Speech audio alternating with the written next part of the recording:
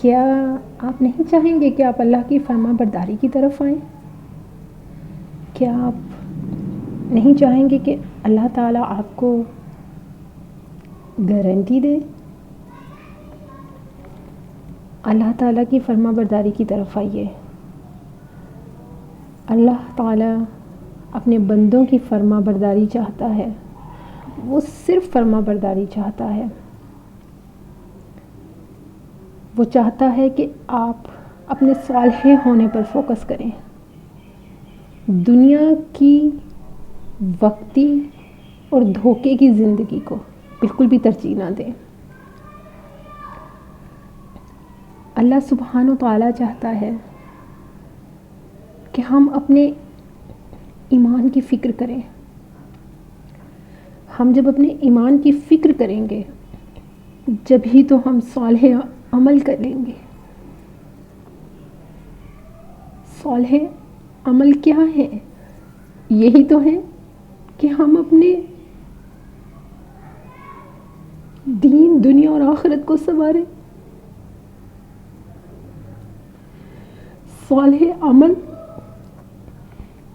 اور ایمان کی فکر، یہ دو چیزیں، اور اللہ گارنٹی دیتا ہے کہ میں تمہیں ایک پرہیزگاری کی زندگی عطا کروں گا۔ دیکھیں، ہماری کوئی اوقات نہیں ہے۔ وہ خود فرماتا ہے کہ اور میں جسے چاہتا ہوں ہدایت دیتا ہوں۔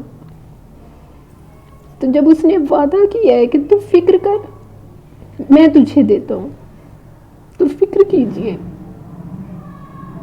فکر کیجئے اپنے ایمان کی اور اپنے صالح عمل کی، تاکہ اللہ کی گارنٹی ہمیں مل جائے اور ہماری زندگی پرہیزگاروں میں آ جائے، ہماری زندگی پاکی میں آ جائے۔ یقین کیجئے، پاکی صرف جسم کی نہیں ہوتی، پاکی آپ کے خیالات کی بھی ہے، پاکی آپ کی آنکھوں کی بھی ہے، پاکی آپ کے لفظوں کی بھی ہے، پاکی آپ کے لباس میں بھی ہونی چاہیے۔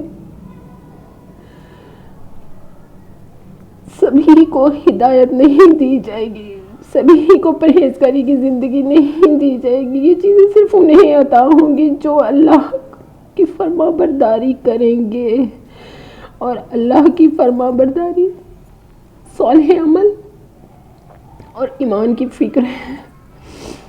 یہ دو عمل کر لیں آپ، گارنٹی میرے اللہ کی ہے کہ میں تمہیں پرہیزگاری کی زندگی عطا کروں گا۔